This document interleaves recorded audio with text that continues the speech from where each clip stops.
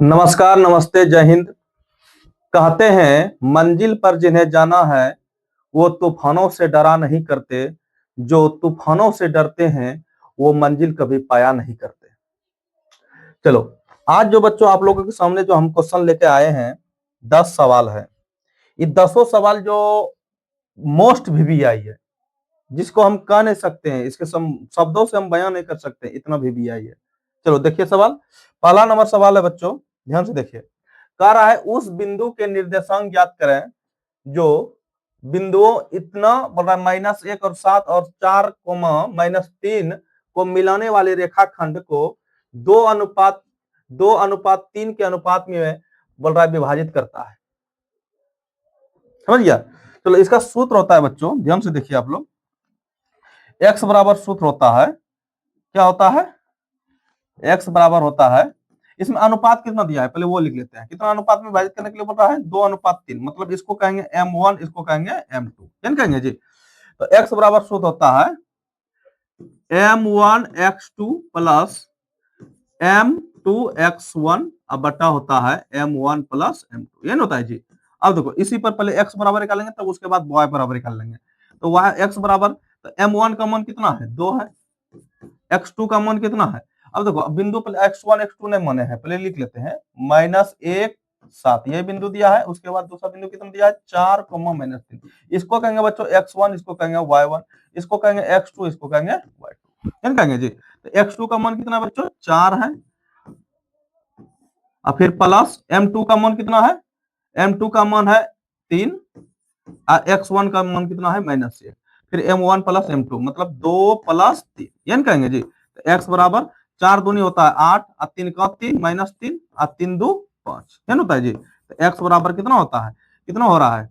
5/5, मतलब x का मान बच्चों निकल गया 1, ये निकला।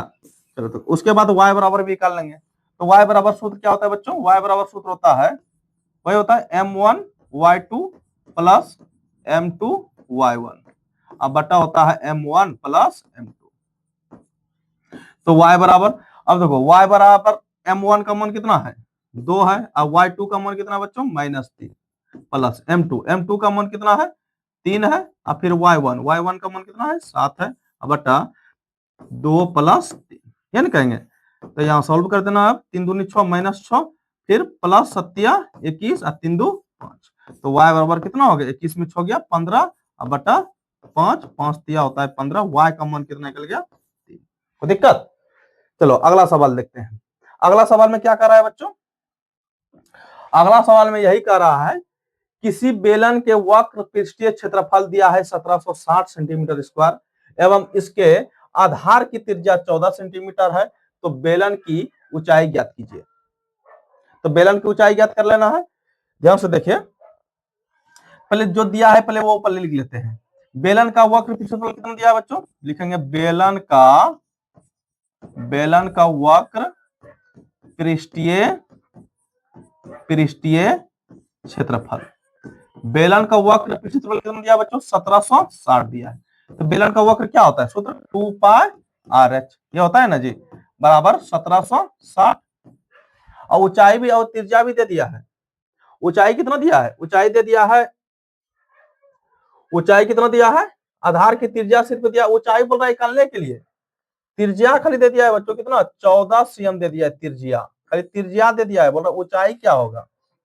तो ऊंचाई ज्ञात कर लेना है। तो 2π का मान नहीं दिया है तो कितना बैठाएंगे बच्चों? 7। r का मान कितना है? 14 और गुना h का h है, जिसका मान बोल रहा है निकालने के लिए उसको h का h वही रहने देंगे। इधर क्या बचा? 1760 बचा। तो ये कटेगा 7 दूनी 14, 22 दूना 44 दूना 88 गुना h, ये ना जी, बराबर 1760।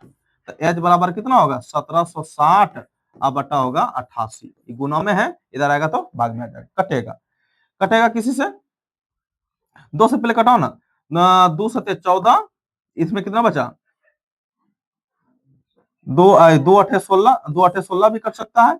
2 8 16 1, 2 8 16 फिर 0, ये भी 44, ये तो कटिए जाएगा 20 बार में। मतलब h का मान कितना होगा? 20 हो जाएगा। यही तो मान निकलना था, ये निकलना था। चलो ध्यान से देखो, समझ में आए बच्चों तो आप लोग कमेंट जरूर कीजिएगा, सब्सक्राइब कर लीजिएगा हमारे चैनल को, जिसमें आप लोग को भर भर के वीडियो हम लाने वाले हैं, जिसमें ऑब्जेक्टिव का हम 100 क्वेश्चन बताने वाले हैं, जिसमें से 60-70 क्वेश्चन एकदम निश्चित है, लड़ना ही लड़ना, सेम टू सेम यही देखने के लिए मिलेगा आप लोग को।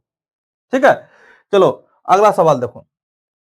अगला सवाल क्या बोल रहा है, यदि द्विघात बहुपद 5x² माइनस 7x प्लस 1 के शून्यक अल्फा और बीटा हो तो, बोल रहा है अल्फा और बीटा हो तो किसका मान बोल रहा है, बोल रहा है बच्चों 1/अल्फा प्लस 1/बीटा का मान क्या होगा। एकदम आसान है, आप लोग देखते रहिए, ध्यान से देखिए। पहले लिख लेते हैं क्वेश्चन क्या कर रहा है, 5x² माइनस 7x प्लस 1 बराबर हम 0 मान लेते हैं, दिखाई नहीं दिया होगा, दूसरा कलर लेते हैं, ये कलर लेते हैं। ए बराबर कितना बोल सकते हैं बच्चों 5, बी बराबर बोल सकते हैं -7, और सी बराबर बोल सकते हैं, सी बराबर बोल सकते हैं, सी बराबर क्या बोल सकते हैं 1 बोल सकते हैं। ठीक है, तो हम पहले क्या करते हैं, पहले ये देखो सवाल बोल रहा है किसका मान निकालने के लिए, 1/अल्फा प्लस 1/बीटा, तो दिक्कत, तो अल्फा और बीटा का एलसीएम लेंगे तो लिखेंगे अल्फा इंटू बीटा, ये लिखेंगे जी, तो अल्फा अल्फा गया, बीटा गुना 1 करेंगे तो बीटे होगा, अब प्लस बीटा बीटा गया, अल्फा गुना करेंगे तो अल्फे होगा। अब इसका भी कुछ सूत्र होता है, अल्फा प्लस बीटा कहे या बीटा प्लस अल्फा कहे, इसका सूत्र होता है -b/, ये होता है ना, और अल्फा इंटू बीटा का सूत्र होता है c/, होता है 2 नंबर में एकदम पूछेगा ये सब सवाल। तो दोनों का सूत्र बैठा देते हैं, अल्फा प्लस बीटा का, या अल्फा इंटू बीटा का मान कितना, सूत्र क्या होता है -b/a अब बटा अल्फा इंटू बीटा c/a। अब दोनों का मान यहाँ रख देना है, तो माइनस b का मान कितना है, b का मान यहाँ देखो तो -7 है, अब बटा a का मान कितना है बच्चों 5 है, तो दिक्कत, अब बटा c का मान कितना है 1 है, अब फिर a का मान, c का मान 1 है, a का मान कितना है 5 है, तो दिक्कत, इधर बढ़ाते हैं, तो माइनस माइनस होगा 7/5, अब बटा कितना है 1/5, ये 5 कट जाएगा ना, उल्टाने के बाद भी कटवे करेगा, क्या बचा खाली 7, मतलब इसका मान कितना आया बच्चों 7 आया, तो दिक्कत। चलो अगला सवाल देखते हैं। अगला सवाल में क्या कर रहा है बच्चों, 0 और 50 के बीच की विषम संख्याओं का योग ज्ञात कीजिए, मतलब विषम संख्याओं का योग, मतलब बोल रहा है ऐसे निकालने के लिए, पता है एसएन बराबर क्या सूत्र होता है। लास्ट में आप लोग को एक सवाल देंगे बनाने के लिए, आप लोग जरूर कमेंट कीजिएगा, वो सवाल बना करके आंसर जरूर कमेंट बॉक्स में लिखिएगा आप लोग, ठीक है। तो देखो ऐसे निकालने के लिए बोल रहा है, तो एस एन बराबर सूत्र क्या होता है, n/2 बटा 2a plus n-1 into D, होता है ना जी, है? तो 0 और 50 के बीच विषम संख्या निकालना है, और 0 और 50 के बीच विषम संख्या, सबसे पहला संख्या क्या होगा, तो हमारा एपी निकलेगा बच्चों, एपी कितना निकलेगा, पहले एपी निकालते हैं, तो पहला विषम संख्या कितना होगा 3 होगा, उसके बाद 5 होगा, इसके बाद 7 होगा, डैश डैश डैश, लास्ट विषम संख्या कितना होगा 49 होगा। तो यहां से यहां तक कितना संख्या है, तो सबसे पहले n का मान निकालना है, a का मान कितना होगा बच्चों, a का मान कितना होगा 3 हो जाएगा, d का मान कितना होगा, 5 में 3 गया 2 बचेगा, तो an का मान कितना होगा, कुल पद कितना है हमारा 49 है, कुल पद, सबसे पहले an सूत्र द्वारा हमको n का मान निकालना है, तो n का मान निकालना है, तो n का सूत्र क्या होता है a plus n-1 into D, होता है जी, तो n का मान कितना है 49 है, अब बराबर a का मान कितना है बच्चों 3 है, अब प्लस n-1 इंटू डी का मान कितना है, डी का मान है बच्चों 2, अब 3 प्लस में इधर आएगा तो माइनस में, 49 माइनस 3 बराबर n-1 इंटू 2, होता है जी, तो कितना बचेगा यहाँ 46 बचेगा, अब बराबर n-1 इंटू 2, कोई दिक्कत, अब 2 गुना में इधर आएगा तो भाग में इधर बनाते हैं, तो 46 अब बट्टा कितना लिखेंगे 2 बराबर इधर n-1, ये कटेगा कितना बार में 23 बार में, मतलब n-1 बराबर 23 बोल सकते हैं, तो n बराबर कितना बोल सकते हैं 2 3, इधर 1 माइनस में प्लस में आ जाएगा इधर, तो n बराबर कितना निकला बच्चों 24। अब यहां से यहां तक कितना पद है 24 पद है, तो हमको योग ना बोल रहा है निकालने के लिए, तो एस एन का सूत्र बैठा करके योग ज्ञात कर लेना है, एस एन बराबर क्या सूत्र होता है n/2 2a plus n-1 into D, तो नीचे हम इसलिए जगह नहीं बचता है बच्चों, इसलिए इधर लिखते हैं। आप लोग ये समझिएगा कैसे एक ही चीज में मिला देता है, समझ में नहीं आता है। ठीक है, तो देखो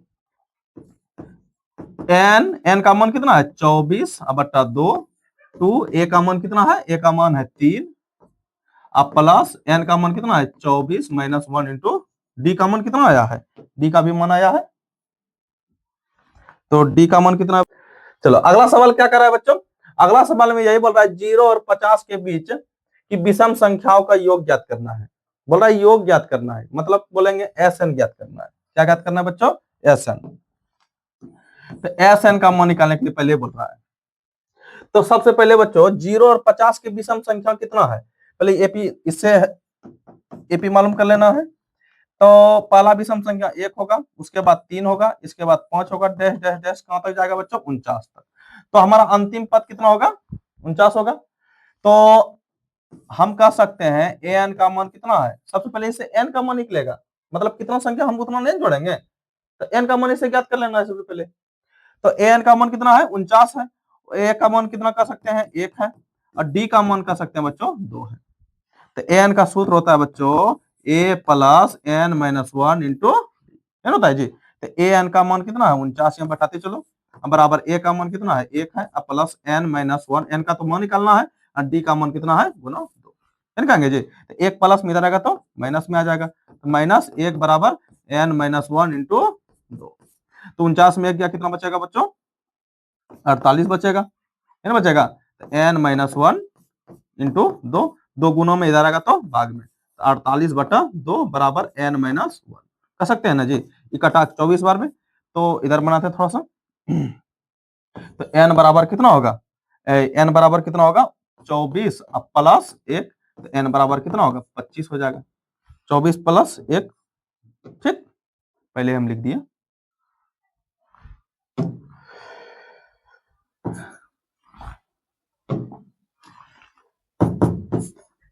कितना होगा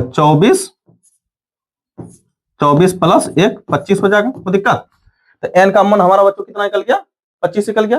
अब हमको एस एन का मान निकालना है, तो जगह नहीं रहने का कारण बच्चों हम इधर लिखना पड़ता है, इसलिए बोल रहे हैं। ठीक है, एस एन बराबर कितना है, एस एन बराबर सूत्र होता है एन बटा टू, एन बटा two, two a plus N minus 1 into होता है जी। तो एस एन का मान, एन का मान कितना आया है 25/2, और टू ए का मान कितना है 1 प्लस एन का मान कितना है 25 माइनस 1 इंटू डी का मान कितना है 2, है ना जी। तो 25/2 का 2 रहने देना है अभी, 2 1 का 2 प्लस 24 में 25 में 1 गया 24 और गुना 2, इन करेंगे तो 25/2, तो 2 प्लस 24 दोनों कितना होगा 48 हो जाएगा।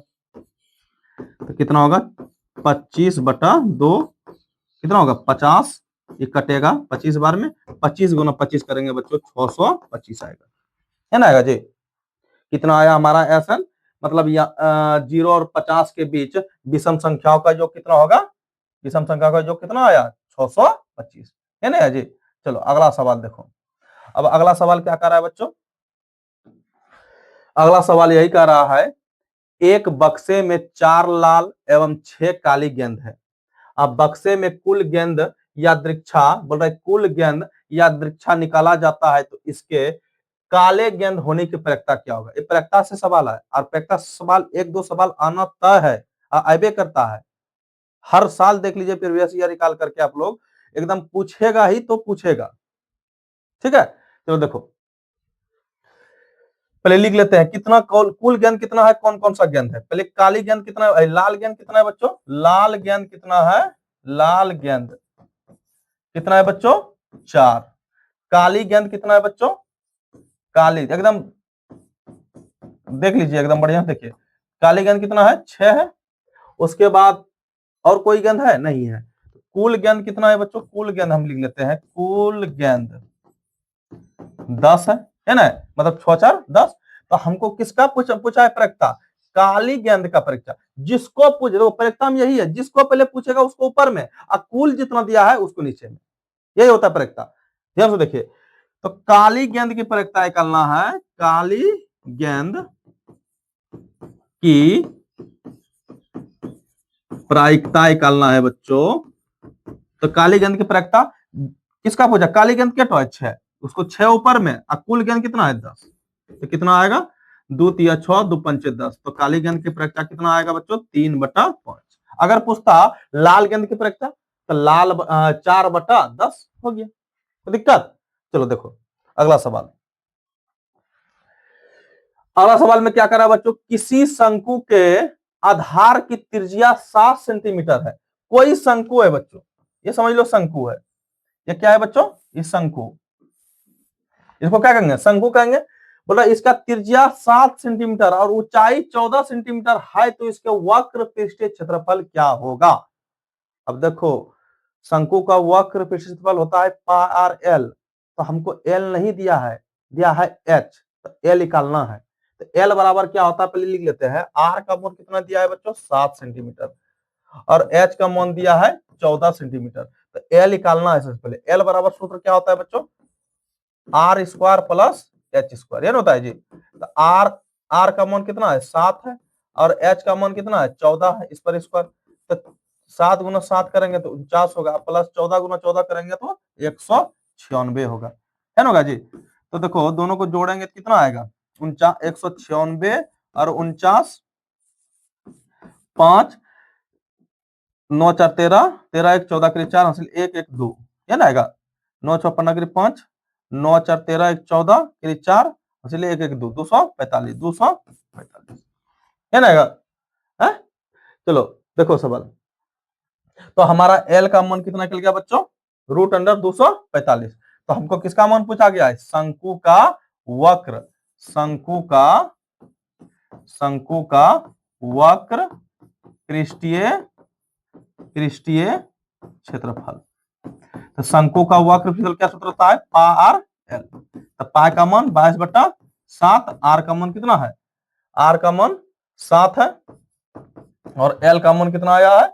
√245। देखो इसका वर्गमूल होता नहीं है, तो इसी तरह रहने देंगे। 7 7 गया, कितना आया हमारा?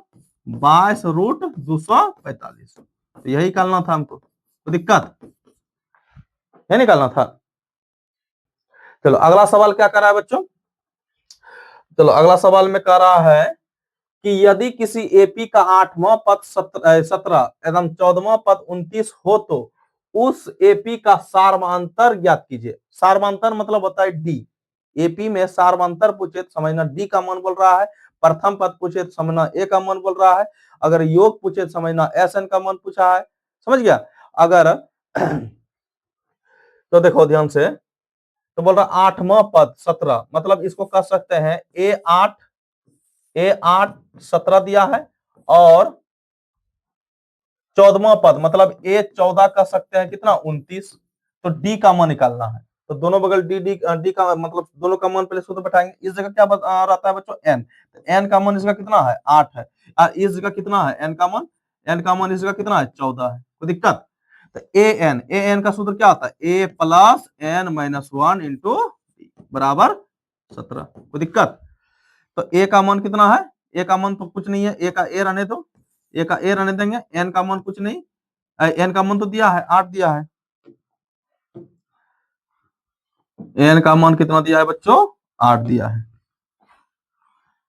8 माइनस 1 इंटू डी का डी रहने दो बराबर 17। तो ए प्लस कितना होगा?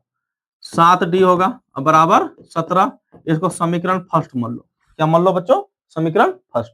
उसी तरह फिर सूत्र लिखेंगे, A plus N minus 1 into D बराबर 29, एन कहेंगे। तो ए का मान कुछ नहीं, ए का ए रहने दो, एन का मान दिया है 14 माइनस 1 इंटू डी का डी रहने दो बराबर 29। तो ए प्लस कितना होगा? 13d बराबर 29। इसको समीकरण सेकेंड मान लो। समीकरण फर्स्ट और सेकेंड निकल गया। अब हमको डी का मान निकालना है, तो समीकरण फर्स्ट सेकेंड से ही डी का मान निकलेगा। लिखना है समीकरण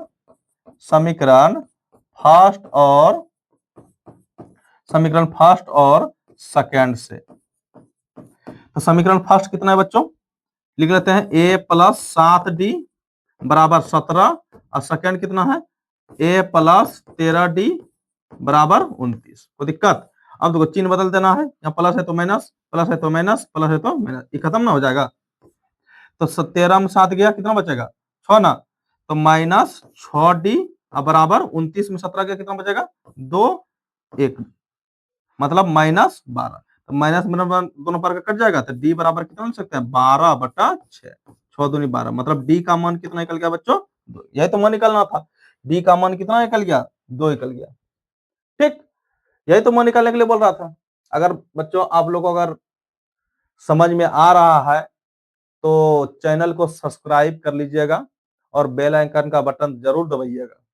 ठीक है, चलो अगला नंबर सवाल देखते हैं बच्चों। अगला नंबर सवाल क्या भाई, यूक्लिड विभाजन एल्गोरिथम के प्रयोग से 255 और 867 का मौसौ निकालें। मौसौ मतलब एचसीएफ निकालना है यूक्लिड विधि से। क्या बोल रहा है बच्चों, एचसीएफ निकालने के लिए यूक्लिड विधि से। एकदम आप लोगों को एकदम आसान तरीका से बताएंगे यूक्लिड विधि निकालने के लिए, और 1-2 नंबर में ये पूछना तय है, अब कुछ भी करेगा, एचसीएफ निकालने के लिए देवे करेगा एक ठो।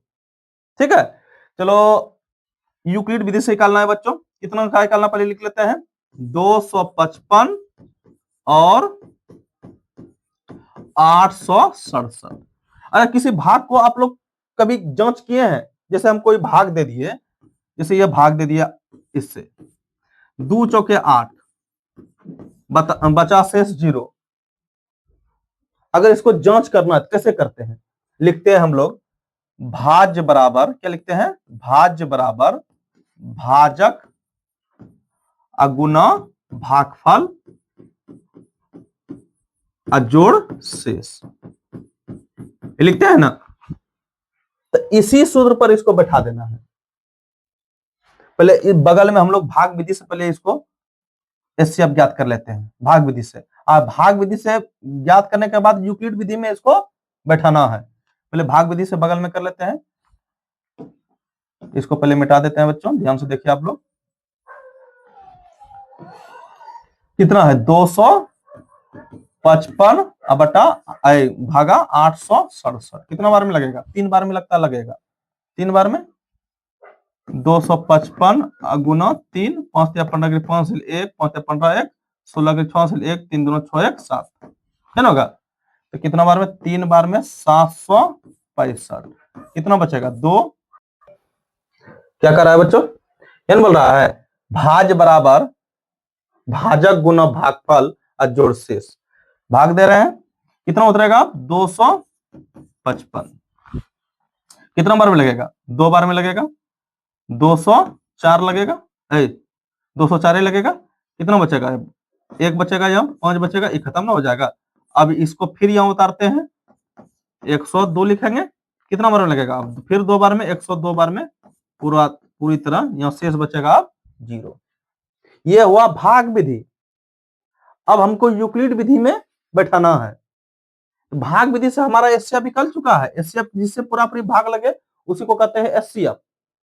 किसे पूरा पूरी भाग लगा 51 से, इसी को कहेंगे एचसीएफ। ये भाग विधि है, भाग विधि नहीं बोल रहा है एकदम मतलब बनाने के लिए, यूक्लिड विधि। यूक्लिड विधि से हम इसको यही विधि इसमें बैठा देना है। ध्यान से देखो, यहां से फिर से शुरू करेंगे। तो इसको कहेंगे बच्चों, क्या कहेंगे, भाज। क्या कहेंगे, भाज कहते हैं। इसको कहते हैं भाजक। क्या कहते हैं बच्चों, भाजक। और इसको कहते हैं भागफल, है नहीं कहेंगे जी। इसको जो नीचे बचता है इसको जानवे करते हैं, आप लोग बढ़िया से जानते हैं, इधर जाने या नहीं जाने, लेकिन सब बच्चा बोलता है नहीं शेष फल नीचे बोला होता है, वो सबको बच्चों को याद रहता है, नीचे शेष बचता है। ठीक है, तो इसमें अब बैठाते जाएंगे। भाज कितना बच्चों 867, 867 बराबर भाजक कितना है 255, अब प्लस गुना, अब भागफल कितना है 3 है, अब प्लस शेष कितना बचा है 102। ये एक स्टेप है। दूसरा स्टेप फिर से यहां से शुरू करेंगे, फिर यहां से शुरू करना है। यहाँ फिर भाज्य कितना होगा 255, तो 255 भाजक कितना हो जाएगा, फिर भाजक हो जाएगा 102, गुना भागफल कितना हो जाएगा 2 हो जाएगा, और शेष कितना बच रहा है 51। फिर यहां से शुरू करना है, फिर भाज्य हो जाएगा 102, कितना हो जाएगा 102, और फिर भाजक कितना हो जाएगा 51 हो जाएगा, गुना भागफल कितना होगा 2 होगा, अब शेष कितना बचा, जहां शेष 0 बचा वहां रुक जाना है। अब लिखेंगे लास्ट में एचसीएफ लिखेंगे बच्चों, एचसीएफ लिखेंगे 51। यही होता है यूक्लिड विधि। है समझ में कोई दिक्कत? चलो देखो अगला नंबर सवाल देखते हैं। अब अगला नंबर सवाल में क्या कर रहा है बच्चों कि दो संख्याओं का योग 50 है एवं उसमें से एक संख्या दूसरी संख्या की 7/3 गुनी है, तो संख्या निकालें। संख्या कितना बोल रहा है निकालने? हम संख्या मालूम है ये नहीं है, संख्या बोल रहा है निकालने के लिए। तो संख्या बोले बच्चों मानेंगे एक्स, दो संख्या बोल रहा है, पहले एक्स मानेंगे, दूसरा संख्या मानेंगे वाई। मानेंगे बच्चों, लिखेंगे माना कि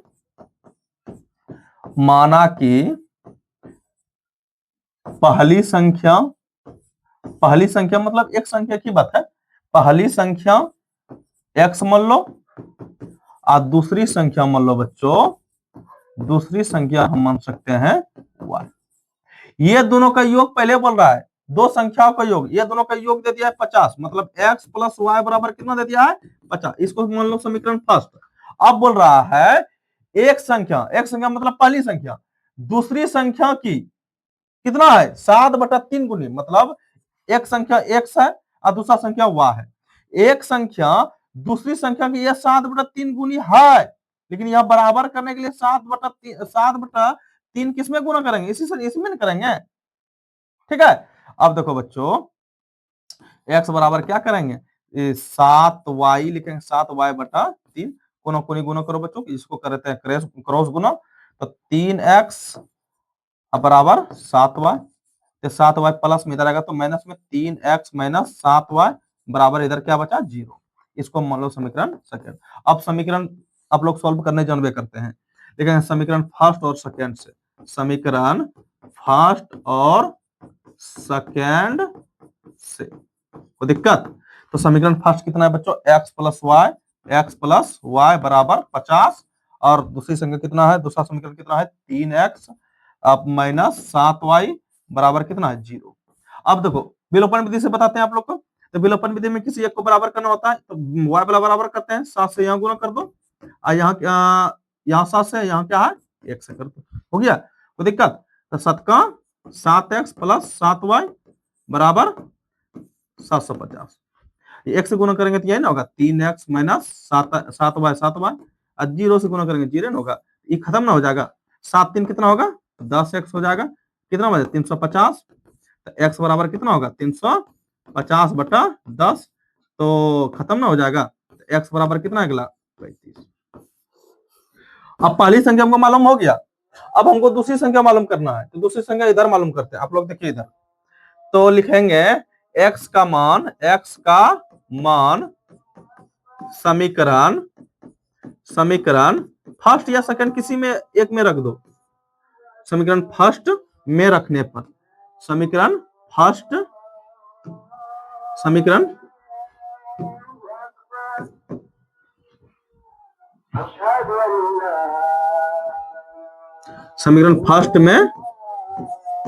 में रखने पर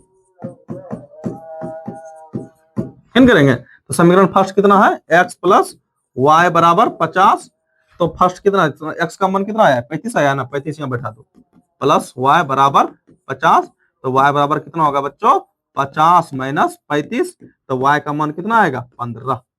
यही तो मान निकालना था ना, x का मान कितना आया बच्चों 35 आया और y का मान कितना आया 50।